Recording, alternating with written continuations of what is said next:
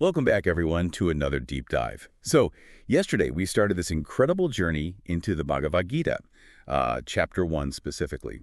We saw Arjuna, the mighty warrior, just completely overwhelmed, utterly overcome by sorrow and compassion as he faced his own family, his own teachers on the battlefield. That's right. We talked about those really vivid physical symptoms, his limbs failing him, his mouth dry, trembling, his hair standing on end, even the famous Gandiva bow slipping from his grasp. His mind was just bewildered, wasn't it? Totally bewildered. Looking out at his fathers, grandfathers, teachers, uncles, brothers, sons, grandsons, friends, even fathers-in-law and well-wishers on both sides of the army. And we left him there, really, laying down his weapons, expressing this profound reluctance. But it was so much more than just a physical thing, wasn't it? Oh, definitely. It was the start, really, of a deep existential crisis. And today, we're going even further into that. We'll be exploring verses 31 through to 35. And you'll hear Arjuna articulate much more profoundly his questions about the actual value of war, of victory, even of life itself when faced with this devastating choice. Okay, so our mission for this deep dive is clear then. We're going to recite each shloka, each Sanskrit verse, and then really, dig into its meaning. We want to reveal the layers of Arjuna's dilemma and how his resolve against fighting his own kin just deepens and solidifies. Exactly. That's the path he's on now. Right. So with that crushing realization sort of hanging in the air from last time, Arjuna turns directly to Krishna in Shloka 31, and he expresses this as it's a really radical rejection of everything he's supposed to want. Giving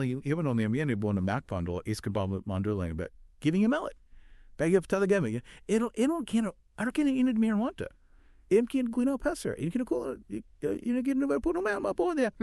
What's fascinating here is how direct he is. He just states it, hey, Krishna, I desire neither victory nor kingdom nor happiness, which immediately raises the question, why? Right. And he tells us immediately, what good is such a kingdom or enjoyment or even life itself, which is obtained by killing our own relative? He's fundamentally questioning the purpose, the value, of all the traditional rewards of war when the cost is so incredibly high and personal. So he's looking at the prize, the ultimate prize, victory, power, happiness, and just seeing it as, tainted, worthless. Utterly tainted, yes. Corrupted, maybe, because of the means required to get there.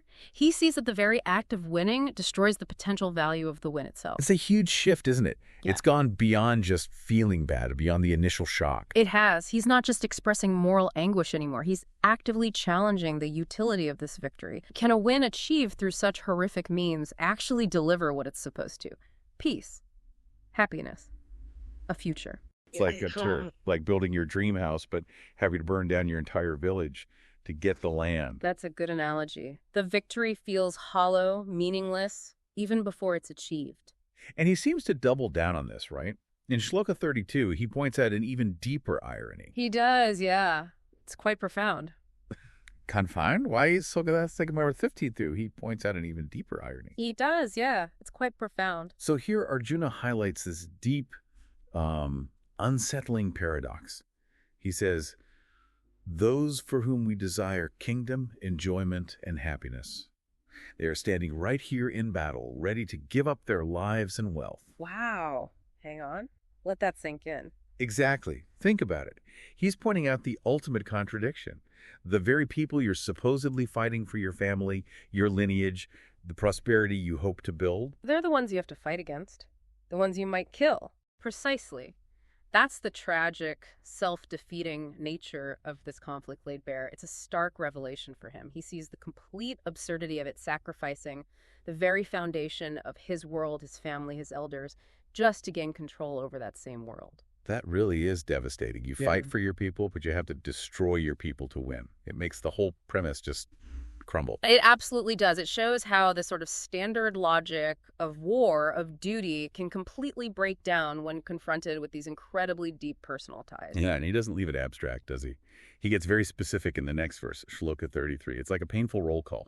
It really is. It makes his anguish incredibly personal and vivid for us. I can't maintain it. I can't be imponent till he for us. Come here, I can make you a man on Ford. Not compare. Ela Carol. Stare mo le kilom in court This is so he gives this painfully specific list. It's not just the enemy. He lists his teachers, revered father figures like Bhishma, his sons, grandfathers, maternal uncles, fathers-in-law, grandsons, brothers-in-law, and other relations. These aren't faceless opponents. It's a detailed list of individuals deeply, intimately woven into the fabric of his life. People who command reverence, love, protection. Yeah, he's not seeing an army, he's seeing faces, each one connected to a lifetime of shared history, shared duties. That's it exactly. It's a profound recognition of their individuality, not just some collective enemy force. Okay, let's just try and unpack that for a second for us listening. Imagine standing across a battlefield ready to fight. Your teachers, your respected elders, your own sons or grandsons. It makes his anguish incredibly relatable, doesn't it? The idea of harming those you cherish, those you're supposed to protect, for any reward seems, well, unthinkable. Unthinkable. It paints this picture of a man truly caught between, as you said, a rock and a hard place, an impossible situation where every path seems to lead only to suffering and deep regret. And then he takes this refusal, this stance, to its absolute limit in the next two shlokas, 34 and 35. Yes. This is where his conviction becomes absolutely clear. The conditions he sets are extreme.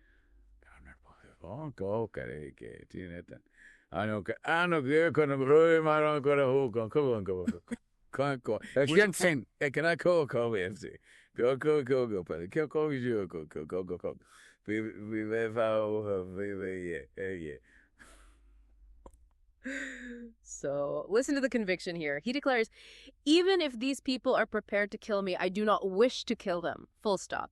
And then he raises the stakes astronomically. He says, even for the kingdom of the three worlds, which means the entire cosmos, everything, let alone for earthly dominion. Wow, not just for this kingdom, but for everything. Everything.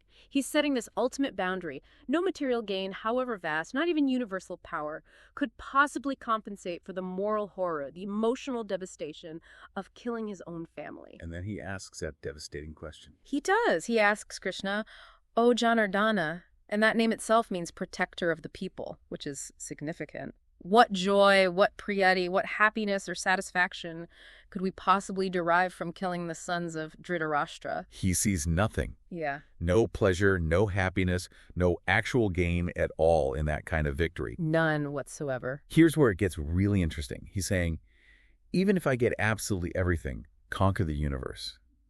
If the price is killing my own kin, what's the point? What possible joy is there in that? Exactly. It's such a profound statement, isn't it?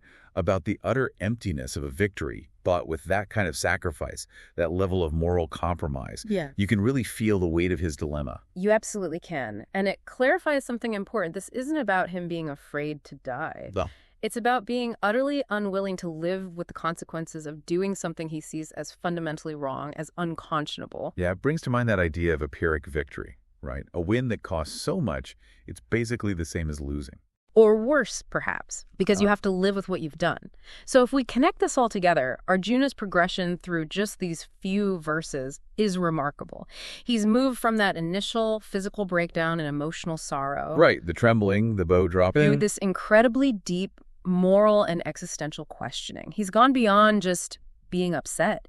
He's meticulously, logically articulating why he believes this war is, from his standpoint, completely unjustifiable. It's not cowardice at all. Not in the slightest. It's coming from a place of profound compassion, a deep sense of duty to his family, and a fundamental questioning of the values, even the warrior's code, that seem to demand this kind of destruction. He's laid out his case, essentially. Challenging the very foundations of Dharma, or duty, when faced with something so unprecedented. Precisely. So what does this mean for us, listening to this thousands of years later? Well, I think Arjuna is grappling with something truly universal, isn't he? A conflict we all face in different ways. When does the cost of getting something success, a goal, whatever, become too high? When does it outweigh any possible gain? Ah, right.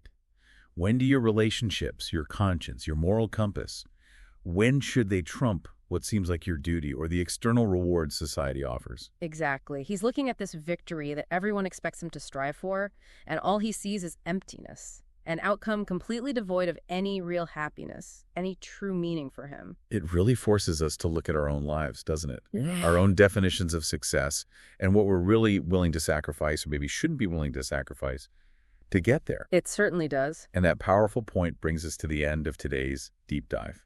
We've covered Chapter 1, verses 31 to 35 of the Bhagavad Gita. We've seen Arjuna's initial sorrow really transform, crystallize into this profound, articulate rejection of the war itself, questioning the very meaning of victory and happiness. Indeed. He's laid his soul bare, hasn't he? Revealed this fundamental clash between the external expectations, what a warrior should do, and his own deeply held personal values, his relationships.